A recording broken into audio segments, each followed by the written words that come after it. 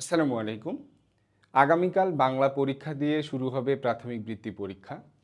অনেকে এখন পর্যন্ত আমরা জানি না যে বাংলায় কীরকম প্রশ্ন হবে, কোন কোন প্রশ্ন থাকবে, অনেকেই হয়তো জানি না। আজকে তোমাদেরকে আমি একটা নমুনা প্রশ্ন দেখাবো যে কত নম্বর প্রশ্নে কি কি থাকে, মানে একটা নমুনা প্রশ্ন। প্রশ্ন এই টাইপই হবে। তো আমাদের সময় থাকবে 2 ঘন্টা 30 মিনিট, পূর্ণমান হলো 100। 1 নম্বরে আমাদের যেটা থাকবে, কবি ও কবিতার নামসহ একটা কবিতার 8 লাইন লিখতে হবে। কবি এবং কবিতার নামসহ, নম্বর থাকবে 10। 2 নম্বরে শব্দের অর্থ লেখো, শব্দার্থ লিখতে হবে। 5টা শব্দার্থ থাকবে, 5টাই লিখতে হবে। 3 নম্বরে শব্দ দিয়ে বাক্য গঠন করো, শব্দ দেওয়া থাকবে, সেগুলো থেকে কি করতে হবে? বাক্য গঠন করতে হবে। 4 নম্বরে সঠিক শব্দ বসিয়ে শূন্যস্থান পূরণ। 4 নম্বরে কি থাকবে আমাদের? শূন্যস্থান পূরণ।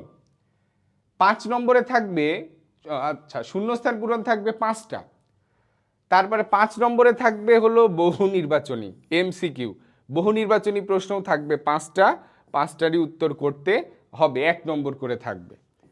তারপরে 6 নম্বরে আমাদের থাকতে পারে বিপরীত শব্দ অথবা সমার্থক শব্দ, যে কোনো একটা থাকবে। 5টা থাকবে, 5টা লিখতে হবে। 6 নম্বরে বিপরীত শব্দ অথবা সমার্থক শব্দ।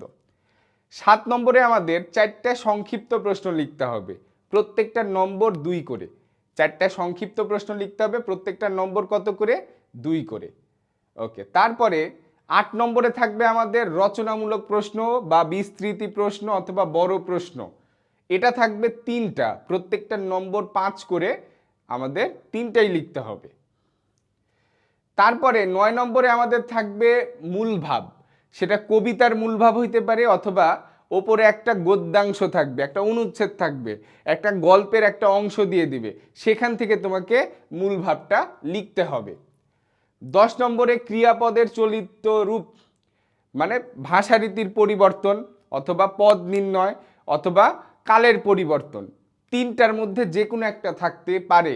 5টা থাকবে, আমাদের 5টার উত্তরই করতে হবে, 1 নম্বর করে। 11 নম্বরে বিরাম চিহ্ন অথবা প্রশ্ন তৈরি, যে কোনো একটা থাকবে। বিরাম চিহ্ন অথবা প্রশ্ন তৈরি, যে কোনো একটা থাকবে।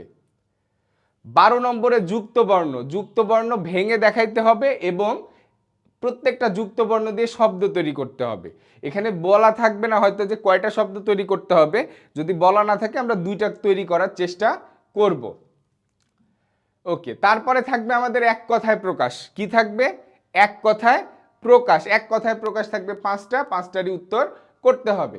তারপরে 14 নম্বরে আমাদের থাকবে ফর্ম পূরণ অথবা আবেদনপত্র, যে কোনো একটা থাকবে 5 নম্বরের জন্য, ফর্ম পূরণ অথবা আবেদনপত্র। ওকে, তারপরে আমাদের লাস্টে যেটা, সবার শেষে যেটা থাকবে 15 নম্বরে আমাদের থাকবে একটা একটা কি থাকবে? একটা রচনা থাকবে। 15 নম্বরে একটা রচনা থাকবে, রচনার নম্বর থাকবে 12। এখন রচনাতে আমার কি সংকেত দেওয়া থাকতেও পারে, আবার নাও থাকতে পারে। সংকেত যদি দেওয়া থাকে তাহলে যে সংকেতগুলো দেওয়া থাকবে সেগুলো অবশ্যই আমার রচনার মধ্যে যেন থাকে।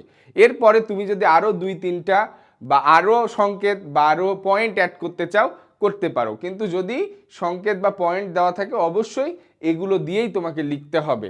তারপর তোমার ইচ্ছা মতো তুমি অ্যাড করতে তাও পারবা, আর সংকেত না দেওয়া থাকলে তুমি তোমার মতো করে নিবা। ঠিক আছে, তাহলে আমার প্রশ্নটা মোটামুটি এরকমই হবে।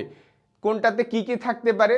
যেরকম আমরা 14 নম্বরে বললাম, ফর্ম পূরণও থাকতে পারে, আবেদনপত্র থাকতে পারে। ঠিক আছে।